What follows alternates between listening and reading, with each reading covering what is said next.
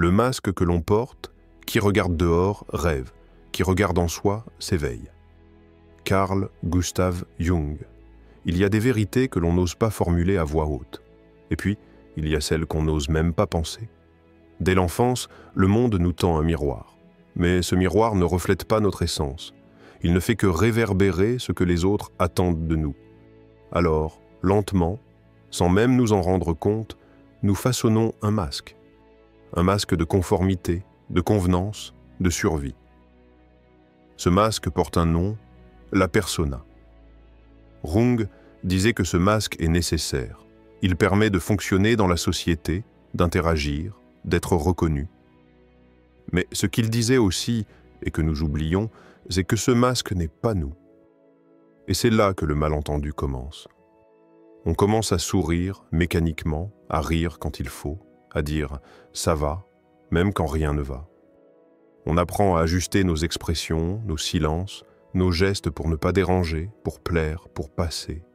Mais à quel prix? Combien de fois avons-nous ressenti que malgré tous nos efforts, quelque chose sonnait faux? Combien de fois avons-nous souri alors que notre âme criait en silence? La persona devient alors une seconde peau, une armure. Et comme toutes les armures, elle isole autant qu'elle protège, elle nous coupe des autres, de nous-mêmes. Dans le silence de certaines nuits, on sent cette dissonance, une tension sourde, comme un écho intérieur. Quelque chose sonne creux, quelque chose fatigue. Ce n'est pas le monde qui nous écrase. C'est ce masque que l'on porte jour après jour, sans jamais l'enlever, même quand plus personne ne regarde. Et si cette fatigue n'était pas due au monde extérieur, mais à cet effort constant pour jouer un rôle, il y a, au fond de chacun de nous, un espace inviolé, un territoire sans masque, number authentique, fragile, mais pour le retrouver, il faut oser tourner le regard, non plus vers le monde, mais vers soi. Et c'est là que commence le vrai vertige. Car regarder en soi, ce n'est pas seulement contempler la lumière, c'est surtout affronter l'ombre. Jung disait « Il n'y a pas de lumière sans ombre, et pas de totalité psychique sans imperfection ». Cela signifie que notre complétude ne réside pas dans la perfection, ni dans l'image lisse que nous projetons, mais dans l'acceptation de nos fissures, de nos peurs, de nos douleurs non dites. Ce que l'on cache devient souvent ce qui nous dirige en silence. Et tant que nous ne faisons pas face à l'ombre, le masque restera notre seule identité visible. On finit par se croire lui. Mais il y a un moment, parfois bref, parfois brutal, où tout vacille. Un événement, une rupture, une perte, une solitude. Et soudain, ce masque ne tient plus, il se fissure. Et sous les éclats, quelque chose respire, quelque chose de plus vrai. Peut-être que c'est cela, le début de l'éveil. Non pas devenir une autre personne, mais redevenir.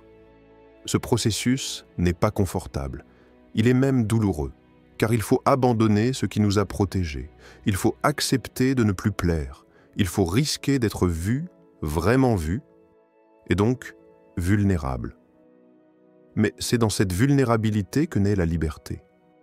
Quand vous n'avez plus besoin d'être aimé pour un rôle, mais simplement accepté pour ce que vous êtes, alors plus rien ne peut vous enchaîner, ni le regard des autres, ni vos anciens schémas. Et si ce n'était pas le monde extérieur qui nous oppressait, mais ce masque que nous avons oublié de retirer? Alors, voici une invitation, pas un ordre, pas une injonction, juste une brèche. Et si ce soir, juste pour un instant, vous posiez ce masque? Et si vous osiez observer ce que vous ressentez vraiment, sans jugement, sans devoir le partager, sans devoir l'expliquer, juste le ressentir? C'est là que le vrai « soi » murmure. Il n'élève pas la voix, il attend. L'ombre. Ce que vous refusez de voir, ce que vous ne voulez pas savoir de vous-même, est précisément ce qui dirige votre vie. Carl Gustav Jung. Il y a un endroit en vous que vous évitez. Un endroit où les mots deviennent lourds, où le regard se détourne. Un territoire souterrain, humide, viscéral. C'est là qu'habite l'ombre. Pas une entité maléfique, pas un monstre mythique, juste vous. un vous que vous refusez de reconnaître. Elle est connue des jugements, des « ça ne se fait pas », des « tu ne dois pas ressentir ça », des « sois fort », des « arrête de pleurer ». Chaque injonction, chaque honte, chaque colère réprimée est venue nourrir cet endroit, un placard invisible, et vous êtes devenu un expert pour en fermer la porte. Mais l'ombre ne meurt jamais. Elle attend, elle se tapit, elle vous observe. Et un jour, elle vous gouverne, sans bruit, sans demander la permission. Elle s'infiltre dans vos gestes impulsifs, dans ces mots que vous avez dits et que vous regrettez aussitôt, dans ces colères qui explosent sans avertir, dans cette façon de repousser l'amour, dans ce besoin irrépressible de plaire, puis de haïr ceux à qui vous avez trop donné. Avez-vous déjà détruit une relation sans comprendre pourquoi? Avez-vous déjà eu peur d'être heureux? Ce n'est pas le hasard, c'est votre ombre qui parle. Elle ne cherche pas à vous nuire, elle veut être vue. Elle hurle à travers vos comportements. Elle crie « Regarde-moi ». Mais vous détournez les yeux, parce que regarder l'ombre, c'est reconnaître ce que vous avez fui toute votre vie. C'est admettre que vous êtes aussi capable de haine, de jalousie, d'envie, de manipulation. C'est dire « Oui, ça aussi c'est moi ». Et ce n'est pas facile, parce que cela détruit le masque. Cela fait vaciller l'image que vous avez construite. Cela vous oblige à descendre dans les profondeurs, là où rien n'est propre, ni lumineux. Mais c'est là que la transformation commence. Car ce que vous cachez détient un pouvoir immense. L'ombre est brute. Non civilisée, elle contient une énergie colossale, la rage, la passion, l'authenticité. Si vous l'intégrez, elle ne vous détruit pas, elle vous rend entier. Il ne s'agit pas de céder à vos pulsions, il s'agit de les écouter, de les comprendre, de les apprivoiser. Comme un animal sauvage, blessé, mais noble. Elle n'a pas besoin d'être domptée. Elle a besoin d'être reconnue. Jung disait encore, « On ne devient pas éclairé en imaginant des figures de lumière, mais en rendant l'obscurité consciente. » Vous n'évoluez pas en niant ce que vous êtes, mais en regardant droit dans l'abîme et en murmurant « Je te vois ». Ce moment est douloureux, mais il est aussi libérateur. Parce qu'à partir de là, vous ne serez plus esclave de vos automatismes. Vous cesserez de reproduire les mêmes erreurs, les mêmes drames, les mêmes fuites. Vous ne fuirez plus devant vous-même. Les ignorer, c'est vous trahir. Les comprendre, c'est vous libérer. Alors posez-vous cette question. Pas pour y répondre à voix haute, mais pour la laisser faire son œuvre en vous. Qu'est-ce que je refuse de voir en moi? Peut-être la réponse viendra cette nuit dans un rêve, ou demain dans un geste inattendu, ou plus tard dans une émotion qui vous traversera sans prévenir, peu importe. L'essentiel, c'est de ne plus fuir. L'ombre n'est pas votre ennemi, c'est votre chemin. Le pouvoir du retrait. Il y a une forme de grandeur que le monde ne célèbre pas. Elle ne s'expose pas, elle ne s'affiche pas, elle se retire. Ce n'est pas une fuite, ce n'est pas de la lâcheté. C'est un acte sacré, une rébellion muette. Se retirer, ce n'est pas abandonner le monde, c'est se retrouver en dehors de lui. Il y a une sagesse silencieuse dans le fait de ne plus répondre à tout, de ne plus réagir à chaque stimulation, à chaque opinion, à chaque commentaire, à chaque provocation. Ce n'est pas de l'indifférence, c'est un raffinement de l'âme. Quand vous cessez de chercher la validation, quand vous n'avez plus besoin d'être compris pour exister, alors un basculement intérieur se produit, quelque chose se dépose, un poids invisible quitte vos épaules. Et dans cet espace vide, vide du regard des autres, vide de leur attente, vide de leur projection, vous vous rencontrez enfin. Le silence devient un bouclier. Il vous protège, non pas du bruit, mais du besoin de répondre à ce bruit. Il vous enseigne à observer sans absorber, à entendre sans réagir, à ressentir sans vous effondrer. Celui qui regarde à l'extérieur rêve, celui qui regarde à l'intérieur s'éveille. Carl Jung, cette phrase, vous l'avez peut-être déjà entendue. Mais l'avez-vous éprouvée? Avez-vous déjà fermé les yeux, non pour dormir, mais pour voir? Avez-vous déjà quitté une pièce, non pas par colère, mais pour préserver votre paix? Avez-vous déjà choisi le silence, non par soumission, mais par maîtrise? C'est là, dans ces gestes invisibles, que commence la véritable puissance. Le monde vous dira que vous devez réagir, prouver, argumenter, corriger, répondre. Mais à quoi bon être entendu si vous vous perdez dans le tumulte? À quoi bon convaincre si vous vous éloignez de votre centre? Le retrait n'est pas un renoncement, c'est un retour. Un retour à l'essentiel, à l'alignement, à la justesse, à l'être. Ce que les autres disent ne vous atteint plus, non pas parce que vous ne ressentez rien, mais parce que vous avez appris à ne pas tout laisser entrer. Le monde extérieur n'est plus un tyran, il devient un paysage. Vous le regardez passer, comme on regarde les nuages glisser sur l'eau, vous ne vous accrochez plus à chaque forme, à chaque orage, à chaque reflet, vous laissez être. Et dans ce dépouillement, une paix rare apparaît, pas une paix euphoriquement joyeuse, une paix dense, tranquille, solide. La paix de celui qui n'a plus besoin d'impressionner, la paix de celui qui suffit à lui-même. Alors posez-vous cette question, avec sincérité, sans chercher une réponse immédiate. À quoi ressemblerait votre vie si rien ni personne ne pouvait plus troubler votre paix intérieure? Visualisez-le. Imaginez une journée entière, sans réaction, sans lutte intérieure, sans besoin de prouver, juste être. Peut-être que le monde ne changerait pas autour de vous, mais vous ne seriez plus la même personne. Le vrai pouvoir n'est pas dans ce que vous imposez aux autres, il est dans ce que vous ne laissez plus pénétrer en vous. Le feu de l'alchimie intérieure. Il existe un feu, invisible, mais brûlant. Un feu qui ne consume pas le corps, mais l'illusion. Ce feu-là, c'est celui de l'alchimie intérieure. Les anciens le savaient. Ils parlaient de transformation, de transmutation, du plomb en or. Mais ce plomb, ce n'était pas un métal. C'était l'ego, c'était la peur, c'était la lourdeur du passé enquistée dans les recoins de l'âme.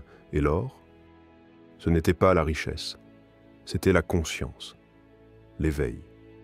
La lumière qui naît quand on traverse l'obscur. Carl Jung l'a compris. L'alchimie n'était pas un art de laboratoire, c'était un voyage intérieur. Je ne suis pas ce qui m'est arrivé, je suis ce que je choisis de devenir. Carl Gustav Jung. Voilà la clé. Ce n'est pas votre douleur qui vous définit. C'est ce que vous en faites. Chaque blessure est un creuset, chaque faille, un point d'entrée. Et si vous osez ne plus fuir, si vous osez rester là, au cœur du feu, alors quelque chose se transforme. Le ressentiment devient compréhension, la honte devient humilité, la peur devient puissance, la douleur devient sagesse. Mais cela ne se fait pas sans tremblement, car l'alchimie intérieure brûle, elle vous dépouille, elle vous arrache à vos anciennes formes, elle détruit ce que vous croyez être, pour révéler ce que vous êtes vraiment. Ce processus est intime. Aucun regard extérieur ne peut le guider. Aucune parole ne peut remplacer l'épreuve. C'est vous face à vous. Et le feu qui ne ment jamais. Il ne suffit pas de comprendre. Il faut ressentir. Il faut laisser remonter ce qui a été enfoui pendant des années. Il faut marcher dans la nuit, seul, avec le cœur comme seule torche, et dire « Je suis prêt. Prêt à perdre ce masque qui rassure. Prêt à quitter cette version de vous-même qui n'a survécu que par peur.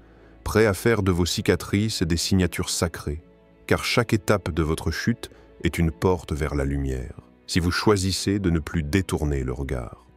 Quand vous osez affronter votre douleur, quand vous contemplez vos failles au lieu de les fuir, vous initiez cette alchimie. Et lentement, à travers le feu, quelque chose en vous devient inébranlable. Non pas invulnérable, mais authentique, aligné, ancré.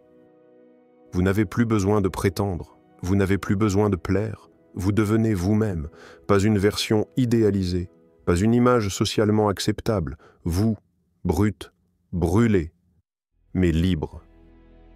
Alors, au fond de vous, entre deux battements de cœur, écoutez cette question raisonnée. Qu'êtes-vous prêt à transformer en vous-même pour devenir inébranlable?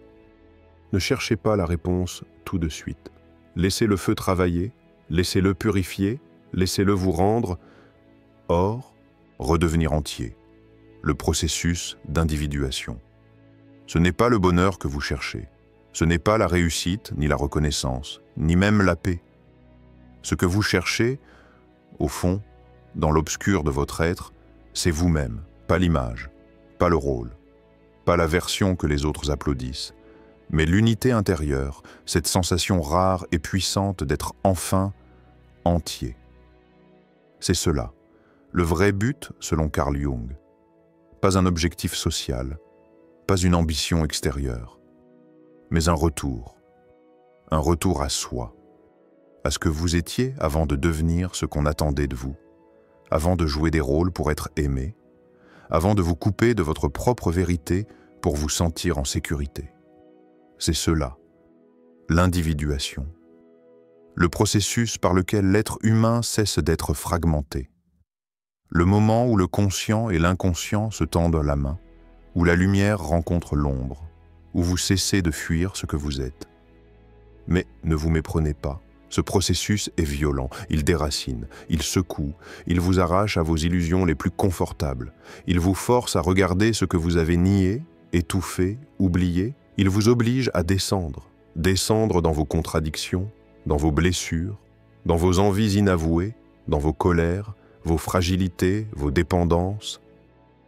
Ce n'est pas en regardant la lumière qu'on devient lumineux, mais en plongeant dans son obscurité. Carl Gustav Jung plongé, c'est le mot juste.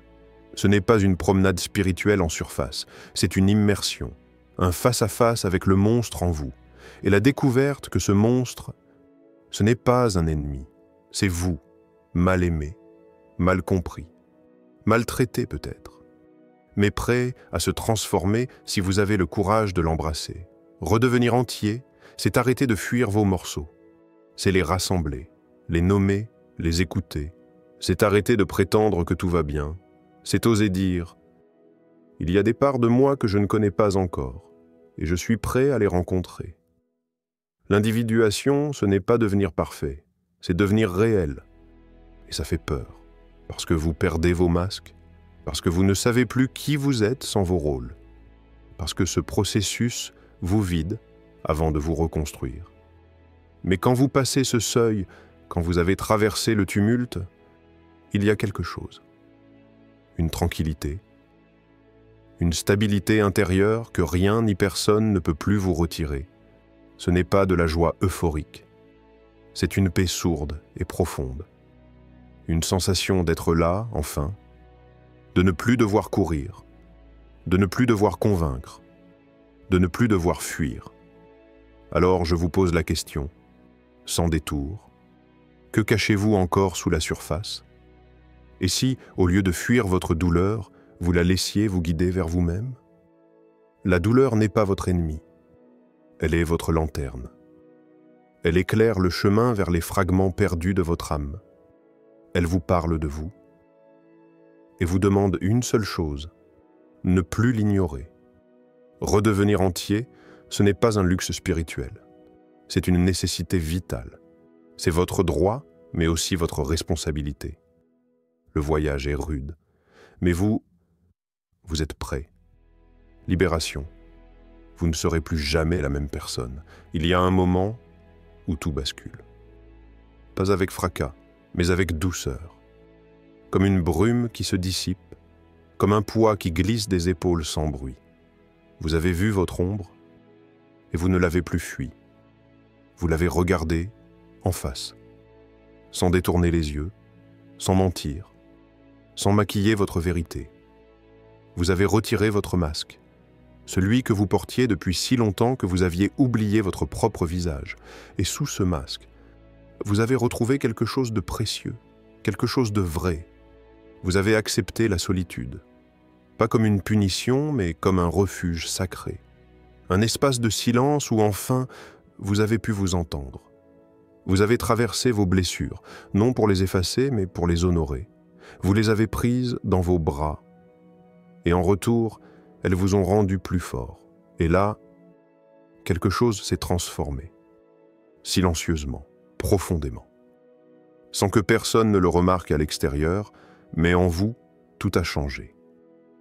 Les paroles blessantes n'ont plus de prise, les regards critiques n'ont plus d'écho.